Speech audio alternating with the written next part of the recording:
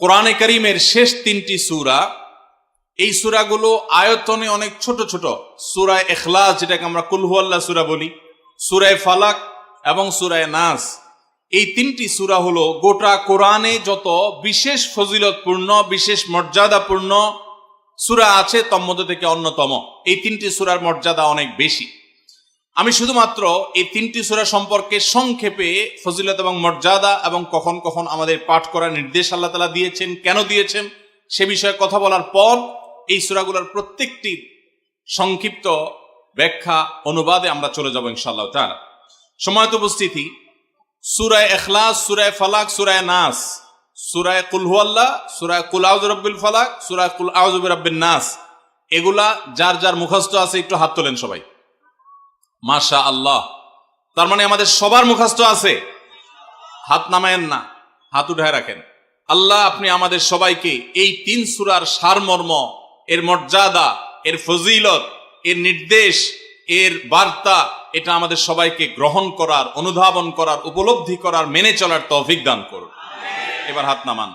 সময়ত ভাইরা আমার, কোরআনে কারীমের এই শেষের তিনটা সূরা এমন তিনটা সূরা যে আমাদের প্রিয় নবী সাল্লাল্লাহু আলাইহি সাল্লাম সারা দিনে সবচাইতে বেশি সংখ্যক বার যেই সূরাগুলোকে ওয়াজিফা হিসাবে, আমল হিসাবে পড়ার নির্দেশ দিয়েছেন কোরআনে কারীমের, সেই সূরাগুলো হলো এই তিনটা সূরা।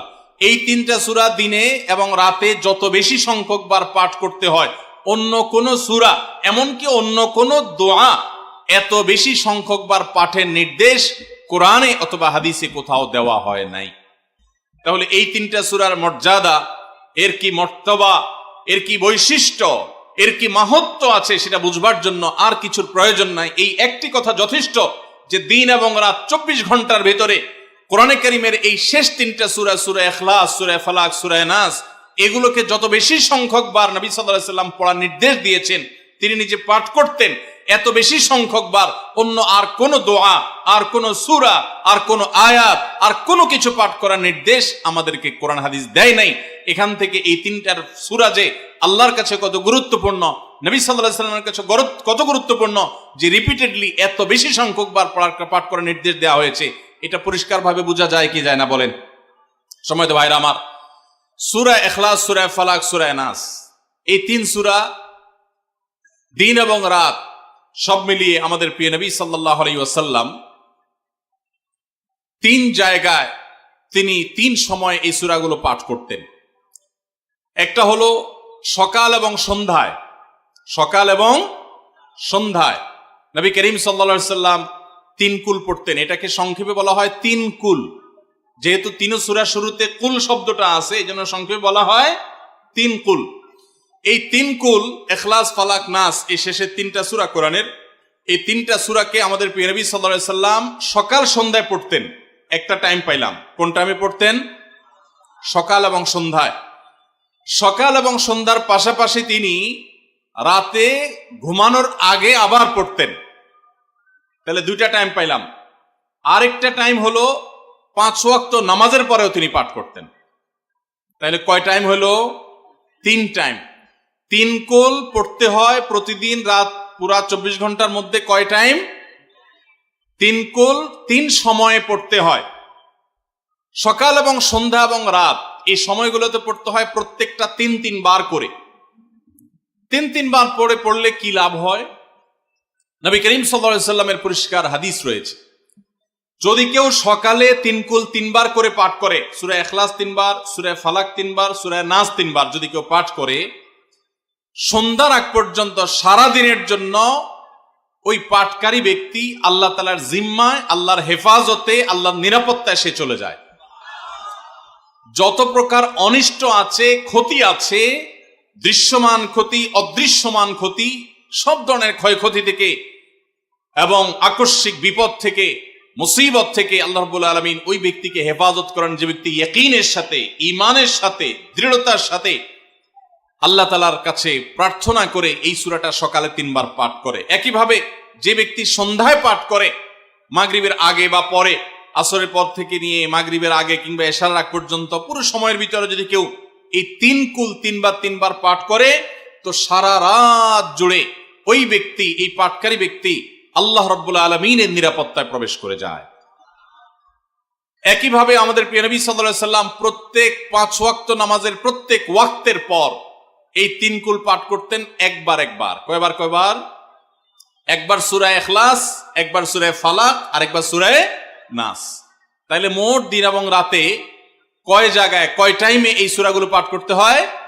3 টাইম। একটা হলো সকাল সন্ধ্যায়, আরেকটা হলো রাতে শোয়ার আগে, আরেকটা হলো 5 ওয়াক্ত নামাজের 5 ওয়াক্ত নামাজের পরে একবার করে, একবার সূরা ইখলাস, একবার সূরা ফালাক, একবার সূরা নাস। ফজরের পরে, আবার যোহরের পরে, আবার আসরের পরে, আবার মাগরিবের পরে, আবার এশারের পরে।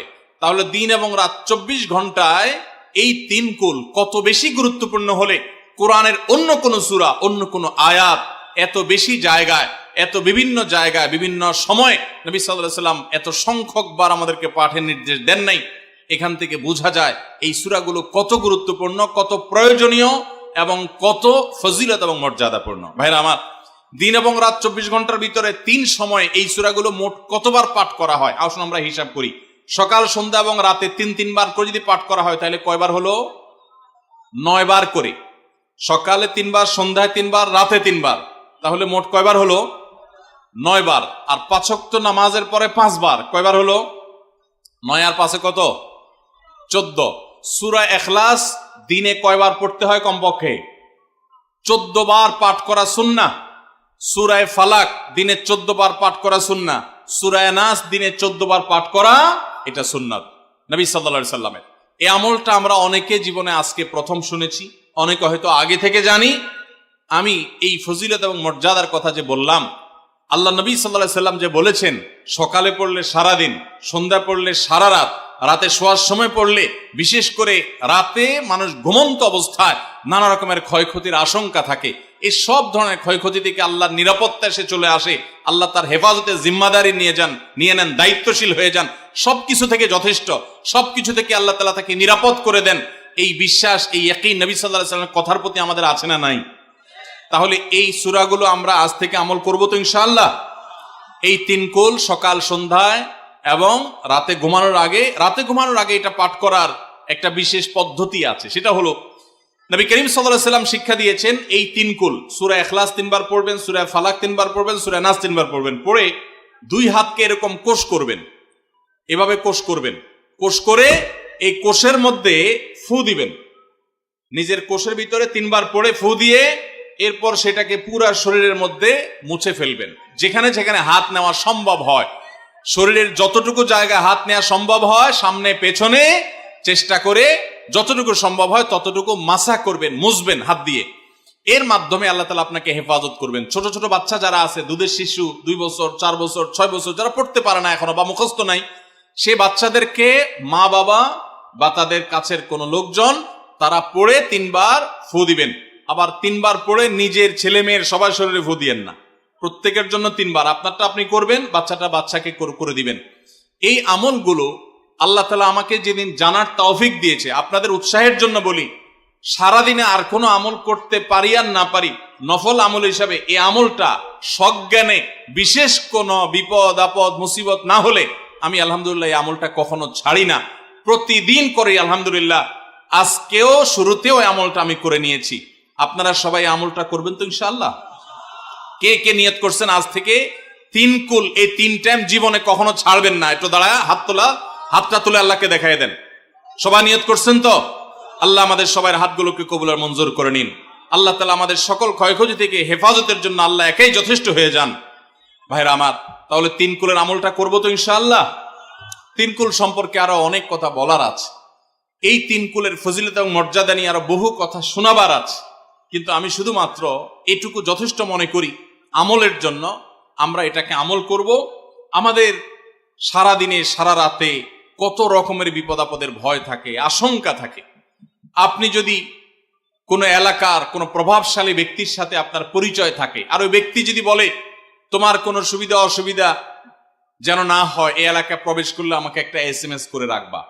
ওই এলাকার থানা পর্যায়ে হলো ওসি সাহেব, জেলা পর্যায়ে হলে SP সাহেব, DC সাহেবের সাথে আপনার খুব হট লিঙ্ক, খুব ভালো সম্পর্ক, তিনি আপনাকে ভালো জানেন। আপনাকে বলে দিয়েছে তুমি সেখানে গেলে তুমি আমাকে শুধু SMS করবা আপনি SMS করেছেন, তিনি রিপ্লাই দিয়ে বলেছেন ঠিক আছে তুমি এলাকায় ঢুকছো, আমি দেখতেছি, অসুবিধা নেই। ওই এলাকায় আপনাকে কেউ ডিস্টার্ব করলে, কেউ আপনার ক্ষতি করতে চাইলে, কোনো অসুবিধা করতে চাইলে আপনার কোনো ভয় হবে? কারণ প্রশাসনের ব্যক্তিরা আপনাকে অভয় দিয়েছেন, তারা আপনার সাথে আছেন, তদারকি করছেন, আপনি নির্ভয় ফিল করবেন। প্রশাসনের ভাইদের হাতে সবকিছু নাই, সবকিছু আছে। তারা চাইলে সব ক্ষতি থেকে আপনাকে বাঁচাতে পারবেন না। হ্যাঁ, তারা চেষ্টা করবেন, এটা ঠিক।